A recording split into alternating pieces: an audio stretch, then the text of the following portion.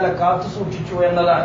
മഹാന്മാരായ സ്വഹാബത്തുൽ കിറാം റളിയല്ലാഹു അൻഹുവിന്റെ പരിശുദ്ധ കൈകളിൽ നിന്ന് ഇസ്ലാമിന്റെ കൈത്തിരി കത്തിച്ചു വെച്ച കേരളത്തിൽ ആ കത്തിച്ചു വെച്ച തെളിച്ചം അണഞ്ഞു പോകാതെ കാത്തു സൂക്ഷിക്കാൻ അള്ളാഹു മാർഗങ്ങൾ ഉണ്ടാക്കി. മഹാന്മാരായ മഖ്ദൂമുമാരിലൂടെ വീണ്ടും വീണ്ടും അത് പരിപോഷിപ്പിച്ചു.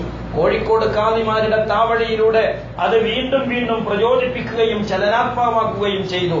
അതുപോലെ മഹാന്മാരായ ഹളർമൗത്തിലെ സാദാത്തുക്കളും മഖ്ദൂമുമാരും കോഴിക്കോട് കാളിമാരും സ്വഹാബത്തുൽ കിറാമും അടക്കമുള്ള വിവിധങ്ങളാകുന്ന വിശുദ്ധ താവഴികളിലൂടെ വിശുദ്ധ ഇസ്ലാമിന്റെ വേരറ്റുപോകാതെ അതിന്റെ കർമ്മങ്ങളും ചലനങ്ങളും സംസ്കാരങ്ങളും അന്യം നിന്നു പോകാതെ കാത്തു സൂക്ഷിക്കാൻ നമ്മുടെ നാടുകളിൽ നമുക്ക് അവസരങ്ങൾ ഉണ്ടായി. അത് അള്ളാഹു നമുക്ക് തന്ന മഹത്തുക്കളായ പണ്ഡിതന്മാരുടെ ഭാഗ്യമാണ്.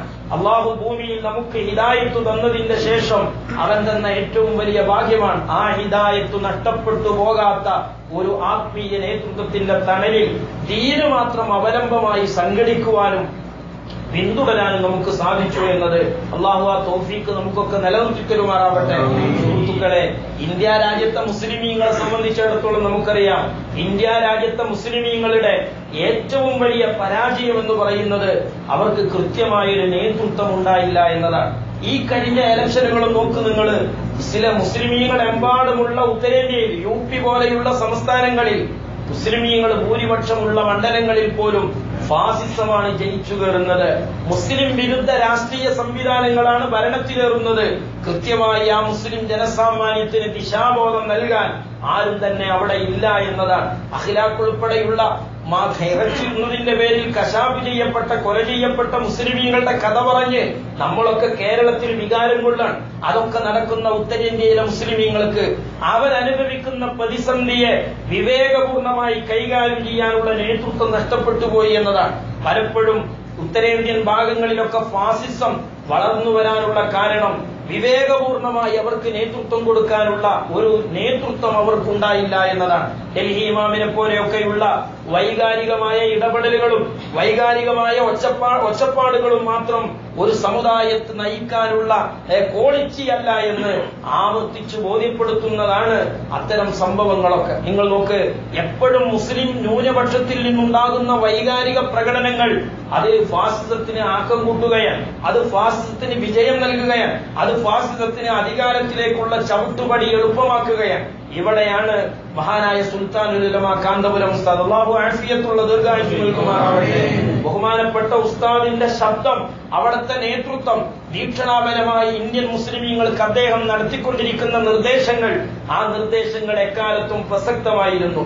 ഇന്ത്യ രാജ്യത്ത് ഏവരാലും ശ്രദ്ധിക്കപ്പെടുന്ന, ചർച്ച ചെയ്യപ്പെടുന്ന, ഭരണകൂടങ്ങളിലും ഭരണേതര വിഭാഗങ്ങളിലുമൊക്കെ ശ്രദ്ധിക്കപ്പെടുന്ന ശബ്ദമായി ആ നേതൃത്വത്തിന്റെ ശബ്ദം മാറിക്കൊണ്ടിരിക്കുന്ന സന്ദർഭങ്ങളാണ്. ഏത് കാലത്തും കാന്തപുരം ഉസ്താദ് മുന്നോട്ട് വെക്കുന്ന നിർദ്ദേശങ്ങള് അദ്ദേഹത്തെ അസഹിഷ്ണുതാപരമായും അസൂയാപരമായും നോക്കിക്കാണുന്ന പലരും അത് വിവാദമാക്കാനും അത് ദുർവ്യാഖ്യാനം ചെയ്യാനും ഒക്കെയുള്ള ശ്രമം നടന്നിട്ടുണ്ടെങ്കിലും അടിസ്ഥാനപരമായി ആ വിമർശകർ പോലും പിന്നീട് കാന്തപുരം ഉസ്താദിന്റെ നിലപാടിലേക്ക് എത്തിച്ചേരുന്നതാണ് കാലം നമ്മെ ബോധ്യപ്പെടുത്തിയിട്ടുള്ളത്. ഇപ്പോൾ ബാബരി മസ്ജിദുമായി ബന്ധപ്പെട്ടുകൊണ്ടുള്ള ചില ചർച്ചകൾ, ചില വിവാദങ്ങൾ AP ഉസ്താദുമായി ചുറ്റിപ്പറ്റി ശത്രുക്കളാൽ സൃഷ്ടിക്കപ്പെട്ടുകൊണ്ടിരിക്കുകയാണ്. നമുക്കറിയാം, ഏത് കാലത്തും ബാബരി മസ്ജിദിന്റെ പേരിൽ വൈകാരികമായി ഈ സമുദായത്തെ ആട്ടിത്തെളിക്കാൻ ചിലർ രംഗത്ത് വന്ന കാലണ്ടയിൽ ബാബരിപ്പള്ളി നിന്നിരുന്ന സ്ഥലത്ത് ശിലാന്യാസം നടന്നു എന്ന പേരിൽ ഇന്ത്യയുടെ റിപ്പബ്ലിക് ഡേ ബഹിഷ്കരിക്കാൻ ആഹ്വാനം നൽകിയ മുസ്ലിം സമുദായത്തിന്റെ ഒരു വലിയ നേതൃത്വം ഒന്നടങ്കം പറഞ്ഞത് അതിന്റെ പേരിൽ ഇന്ത്യയുടെ റിപ്പബ്ലിക് ഡേ ബഹിഷ്കരിക്കണമെന്നാണ്. അന്ന് ആ നിലപാടുകൾക്കെതിരെ ദീർഘദൃഷ്ടിയോടുകൂടെ എതിർത്തു നിന്ന നേതാവ് ഇന്ത്യ രാജ്യത്തെ റിപ്പബ്ലിക് ഡേ ഏതെങ്കിലും ഒരു വിഭാഗത്തിന്റേതല്ല, അത് ഇന്ത്യക്കാരന്റേതാണ്. അതുകൊണ്ട് മറ്റു മതസ്ഥരെ പോലെ നമ്മളും അത് ആഘോഷിക്കണമെന്ന് അന്ന് കാന്തപുരം ഉസ്താദ് പറഞ്ഞപ്പോ പലരും വൈകാരികമായി അതിനെ വീക്ഷിക്കുകയും അതിന്റെ പേരിൽ കാന്തപുരം ഉസ്താദിനെ കല്ലെറിയുകയും കുറ്റപ്പെടുത്തുകയും ചെയ്തത് നമുക്കെല്ലാം ഓർമ്മയുണ്ട്. പക്ഷെ ഒരു വർഷം തികയുമ്പോഴേക്ക് കാന്തപുരം ഉസ്താദിന്റെ വഴിയെ കാലം അവരെ ചലിപ്പിക്കുകയാണ്. ഇന്നാരും റിപ്പബ്ലിക് ഡേ ബഹിഷ്കരിക്കുന്നവരായി കേരളത്തിലില്ല. അത് ബാബരി മസ്ജിദ് നമുക്ക് കിട്ടിയതുകൊണ്ടല്ല, ബാബരി പള്ളിയുടെ പരിസരത്ത് ഫാസിസം നടത്തിയ കടന്നുകയറ്റം ഇല്ലാതെയായിട്ടുമല്ല. പിന്നെയോ അത് കാലം കാന്തപുരം ഉസ്താദിന്റെ നിലപാട് ശരിവെച്ചു എന്ന് ശത്രുക്കൾ പോലും സമ്മതിക്കാൻ. ഇപ്പൊ അടുത്ത ഉസ്താദ് പറഞ്ഞു, സുപ്രീം കോടതിയുടെ നിർദ്ദേശപ്രകാരം ബാബരി മസ്ജിദുമായി ബന്ധപ്പെട്ട ചർച്ചയ്ക്ക് തങ്ങൾ തയ്യാറാണ് എന്ന് ഡൽഹിയിലോ മറ്റോ വെച്ച് ഉസ്താദ് നടത്തിയൊരു പ്രസ്താവന പലരും ദുർവ്യാഖ്യാനം ചെയ്യുകയാണ്. യഥാർത്ഥത്തില് ബാബരി മസ്ജിദുമായി ബന്ധപ്പെട്ടുകൊണ്ടുള്ള ഒരു ചർച്ച എന്ന് പറയുന്നത് ബാബരി പള്ളി ശത്രുക്കൾക്ക് തീരെഴുതി കൊടുക്കലാണ് എന്ന വ്യാഖ്യാനം, അല്ലെങ്കിൽ അത് ശത്രുക്കൾക്ക് എഴുതി കൊടുക്കലാണ് എന്ന വിശദീകരണം, അത് അസഹിഷ്ണുതാപരമായും അസൂയാപരമായും നടത്തുന്ന കുപ്രചരണങ്ങളാണ്. ബാബരി പള്ളിയുടെ കാര്യത്തിൽ ശത്രുക്കളുമായി അല്ലെങ്കിൽ തെറ്റിദ്ധരിച്ചവരുമായി ഒരു ചർച്ചയ്ക്ക് പോകുക എന്ന് പറഞ്ഞാൽ നമ്മുടെ പക്ഷം അവരെ കൃത്യമായി ബോധ്യപ്പെടുത്തുക എന്നതാണ്. തെറ്റിദ്ധരിച്ചവർക്ക് അതിന്റെ കാര്യങ്ങൾ ബോധ്യപ്പെടുത്തി കൊടുക്കുക എന്നതാണ്.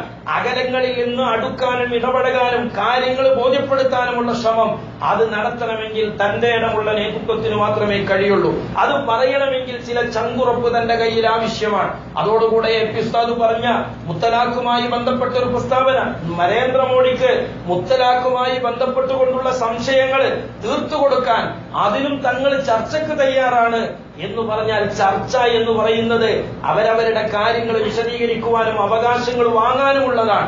അത് മനസ്സിലാക്കാൻ കഴിയാത്തവരാണ് അത്തരം കാര്യങ്ങളെ, അത്തരം പ്രഖ്യാപനങ്ങളെയും പ്രസ്താവനകളെയും രാജ്യം ഉറ്റുനോക്കുമ്പോ അത് രാജ്യത്തെ ഗുണകരമായ ഒരു നിലപാടായി കാണുമ്പോ അസൂയാലുക്കളും അസഹിഷ്ണുതാലുക്കളുമായ ആളുകൾ അതിനെ കുപ്രചരണങ്ങളിലൂടെ കശാപ്പ് ചെയ്യാനും കൈകാര്യം ചെയ്യാനും ശ്രമിച്ചു പോരുന്നത് ഏത് കാലത്തും നമ്മൾ കണ്ടിട്ടുള്ളതാണ്. പക്ഷെ അന്ന് അവരൊക്കെ കുറ്റപ്പെടുത്തിയാലും കാലം അവരെ കാന്തപുരം ഉസ്താദിന്റെ പിറകെ സഞ്ചരിപ്പിച്ചിട്ടുണ്ട്.